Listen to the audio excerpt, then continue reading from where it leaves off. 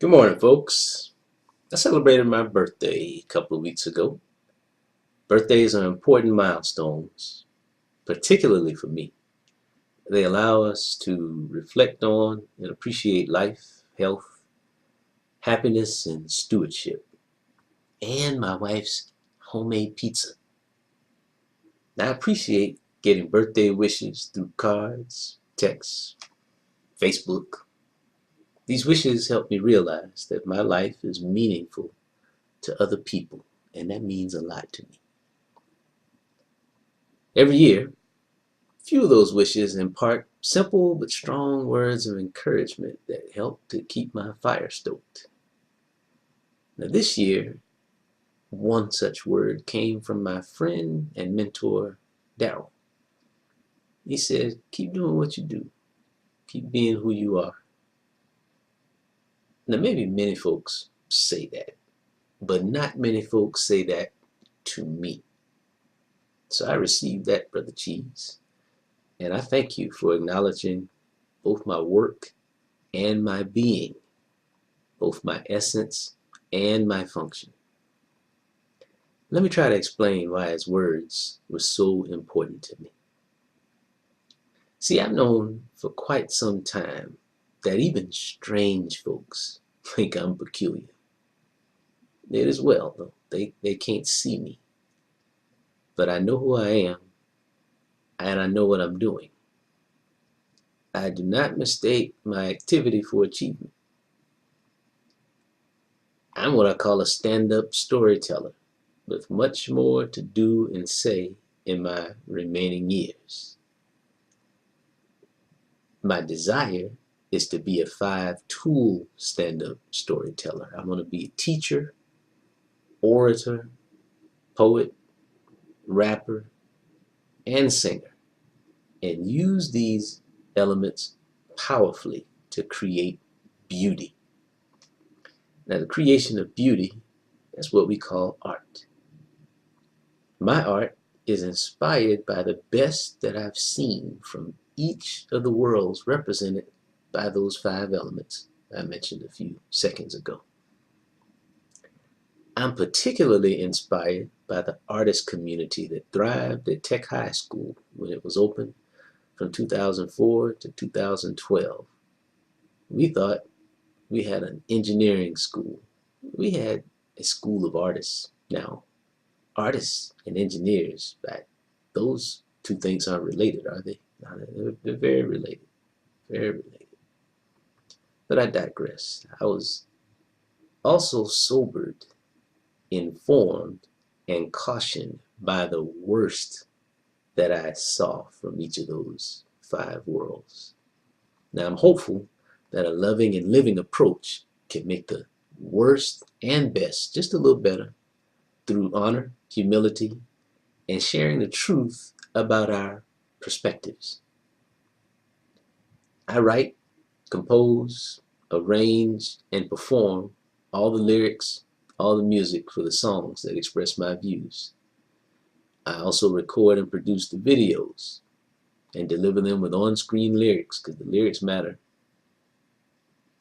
I've mastered none of these skills, but I'm good enough at each of them to own my masters, pun intended, and to control my destiny. My songs are all letters to our daughter, Hannah.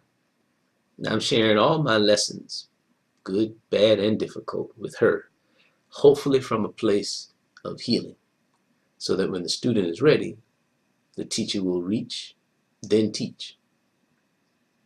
I've created and finished 15 songs and videos since around November 2016. That's when I got going seriously.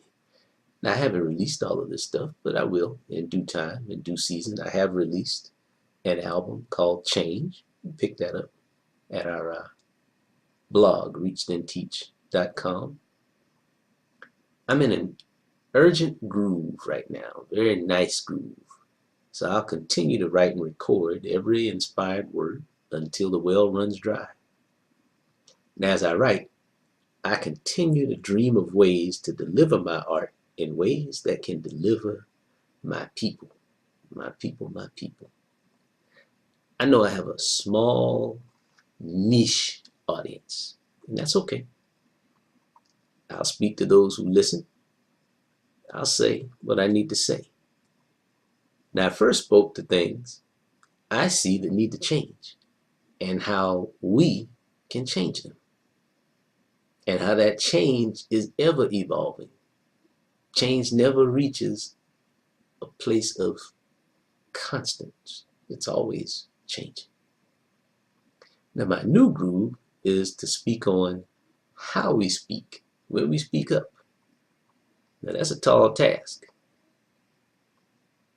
We have to use what we have to get what we want. And all we have is what we are given and what we produce from it. Now, guess what? We're given opportunities disguised as work, problems, misinformation, disrespect, inequality, and exploitation. That's what we're given. But these are still opportunities for they who endureth.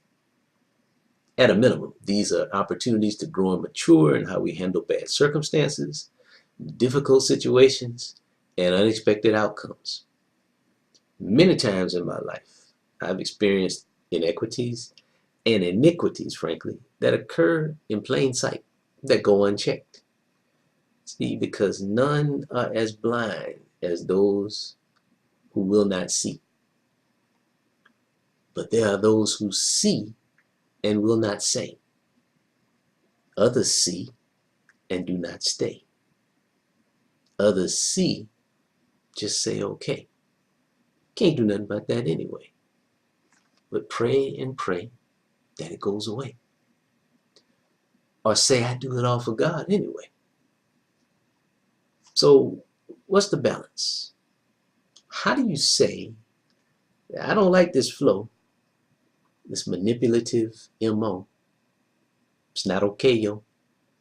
And say this in love, but love that is firm, fair, balanced, and just, that demands different treatment to restore broken trust.